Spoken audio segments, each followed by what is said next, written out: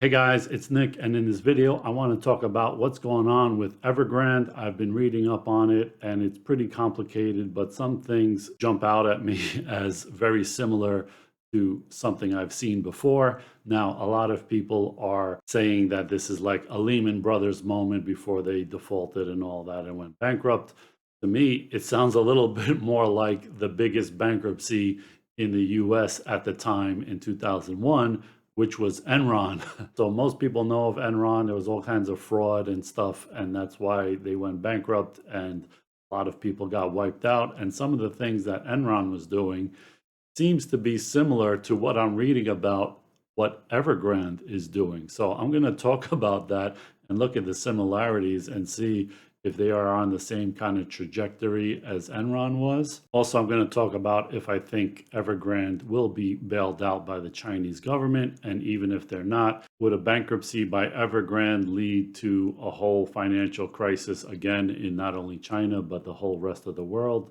I'll talk about that a little bit as well. So as of Tuesday morning, Evergrande missed their debt payments that were due on Monday. And just to give you an idea of the scope of it, they have apparently about $124 billion in debt payments due this year, and they only have about a tenth of that in cash.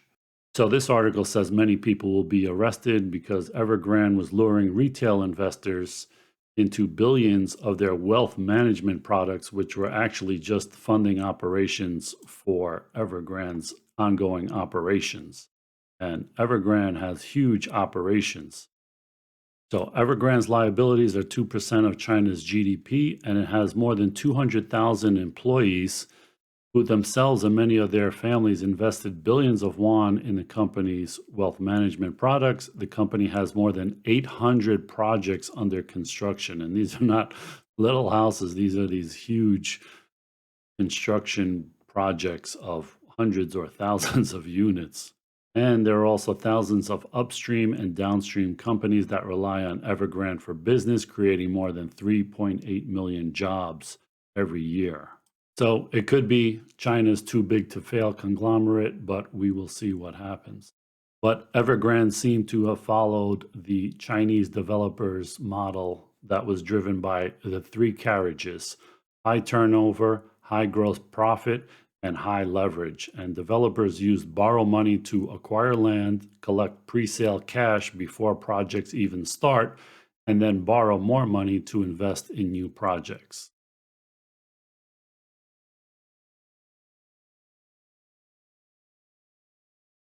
So in 2018, Evergrande reported a record profit of 72 billion yuan, more than double the previous year's net. But behind that, it spent more than 100 billion yuan a year just on interest. So that can't go on forever.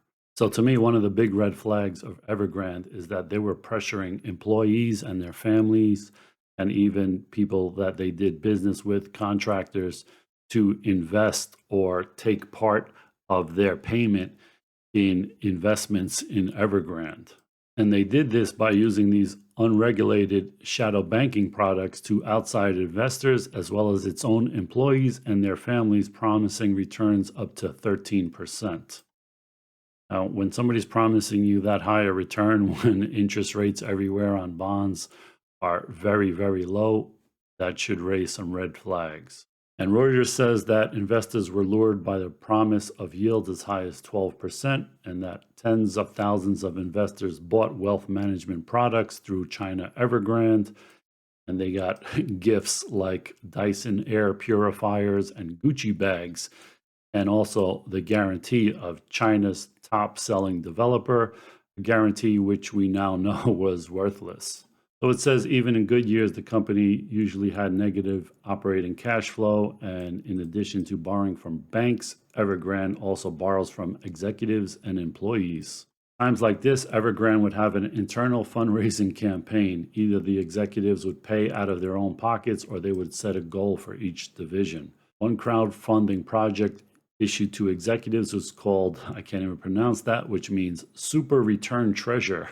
So Evergrande tried to obtain project financing from state-owned China CITIC Bank in Shenzhen, which required personal investment from Evergrande's executives. The company then issued this product to employees, promising 25% annual interest and redemption of principal and interest within 2 years. The minimum investment was 3 million won. So divide that in 7 to get dollars. That's about $400,000, something like that. Citibank eventually agreed to provide 40 billion won. A senior executive at Evergrande said he personally invested 1.5 million won and mobilized his subordinates to invest another 1.5 million won. And some employees would even borrow money to invest in the product because the 25% return was much higher than loan rates.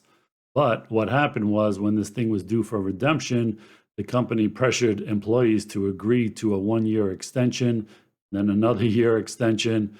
And so one investor said buyers received annual returns of 4 to 5% in the last 4 years, far below the 25% promised return. So hearing this kind of pressure that they were putting on employees to invest and then stringing them along and telling them to wait another year and all this stuff sounds very similar to what the chairman of Enron, Kenneth Lay, told his employees to buy the stock right before they imploded and had a really bad quarterly report that was the beginning of the end. So in September 2001, Ken Lay told employees to buy more Enron shares, and the company's upcoming earnings report was, quote, looking great, only weeks before the energy trader disclosed the worst results in history and a $1 billion write-down that destroyed its public credibility. So Ken Lay said, talk up the stock and talk positively about Enron to your family and friends. The company is fundamentally sound. At current stock prices, this seems to be an incredibly cheap stock. So he told them this before the blackout period when they couldn't sell shares, and that window closed on October 26 when the company was in the so-called lockdown on such trades. And so the lockdown ended November 14th, which resulted in huge losses for many employee shareholders. So the company peaked at 90 in August 2000. And between the day of that email where he was telling people to buy shares, it closed at $25. 1 month later, they were $15. And a month after that, they were $4.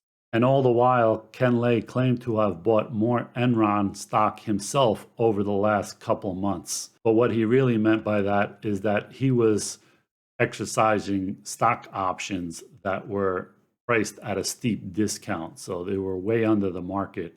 So he exercised them and then sold them off. So there is a similarity there between Evergrande and Enron in that the people who lead these companies, they don't care if a whole bunch of people lose their money, especially if they think that they can get away with it. Like, in other words, oh, we just need more time and we'll come out of this. Who cares if you have to lie to the employees and get them to invest while I'm bailing out or something, or just to keep this ship floating a little while longer. They're kind of like psychopaths. They don't care as long as they benefit.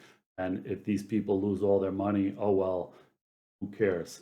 That's kind of their thinking usually. And usually when the end is near, then they start to get really desperate and offer all kinds of crazy interest rates and returns because they have no intention of paying it back. And so that's something to look out for. And this is the other thing that struck me as being very Enron-esque.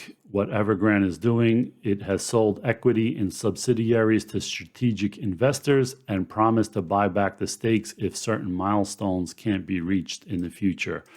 So basically, they're selling things off, but not really selling them off. If you have an agreement to buy something back from somebody, then it's not really a sale, but it kind of hides the asset off the balance sheet. And that's what Enron was doing in a very fraudulent way. So here it says, such equity sales are actually a form of borrowing too. In March, Evergrande sold a stake in its online home and car sales platform in advance of a planned U.S. share sale by the unit. If the online sales unit doesn't complete an initial public offering on NASDAQ or any other exchange within 12 months after the completion of the stake sale, the unit is required to repurchase the shares at a 15% premium. So they were basically just getting it off their books with a promised return to the company that agreed to buy it off of them. So here's the SEC complaint against Enron and the CFO, Andy Fastow. And they talk about how he made these partnerships to take these investments off of Enron's books to make their numbers look better for the quarter, and then agreed to buy them back from the people who bought them in the first place. One of them was Nigerian barges. And so he engaged in a fraudulent sale of assets to permit Enron to record approximately 12 million of earnings in the fourth quarter of 1999.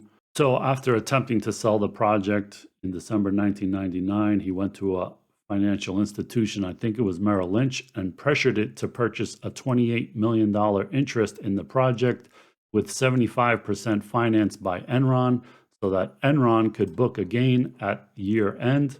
And such a sale would allow Enron to record approximately 12 million of earnings in the fourth quarter of 1999, so that Enron could meet earnings goals and to record 28 million in funds flow. So there was a lot of that going on. So there's a lot of shady stuff in the details of what's going on in Evergrande. Do those things mean necessarily that they're fraudulent like Enron and all of that? No, not really. But where there's smoke, there's fire. And when you see them willing to do things that are pushing the limit, like requiring contractors to invest in their bonds or whatever, their wealth management project, and pushing employees and all of this stuff, it kind of tells you what their culture is. It seems it's a culture of do whatever it takes to keep this thing going, and who cares how many people you screw over in the process. They'll try to make it up for them. And that's kind of how all Ponzi schemes start out, where somebody is trying to really invest and it doesn't work out. And so they just start taking in more money to show that they're making investments so that they don't fail, and hope that they can catch up in the end. And usually it does not work out. So I don't know if this is a Ponzi. I don't know if this is Enron, but there are a lot of red flags here. And usually when there's smoke, there's fire, or there's never just one cockroach. That said, is this Evergrande $300 billion in debt, even if they can't pay any of it, is it going to blow up China's financial system or the world financial system?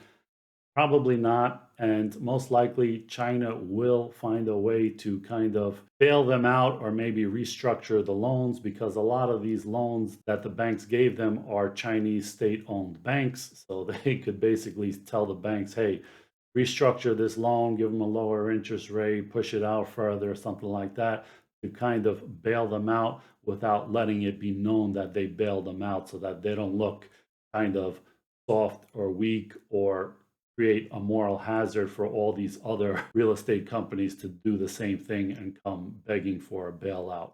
To me, an indication that maybe Evergrande will be bailed out is here a group of the wealth management investors accused Evergrande of inappropriately using money that should have gone to the issuers to fund its own projects and not sufficiently disclosing the risks.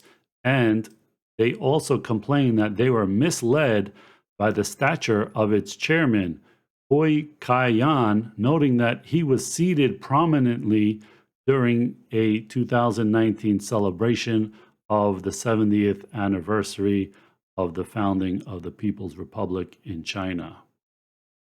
So the investors trusted Evergrande and bought Evergrande's WMPs out of our love for and faith in the party and government. So this is what that celebration looked like. And if you were seated prominently next to some of the bigwigs in the Communist Party, that infers a kind of social proof that you are trustworthy, you have the approval of the party and all of that stuff, that you are bona fide and you can be trusted. And those people have a really good point, because social proof is really important. And in China, saving face is also important. So if you're these communist bigwigs that had this guy up in your parade prominently featured, and now they're ripping everybody off, that's kind of a loss of face to you.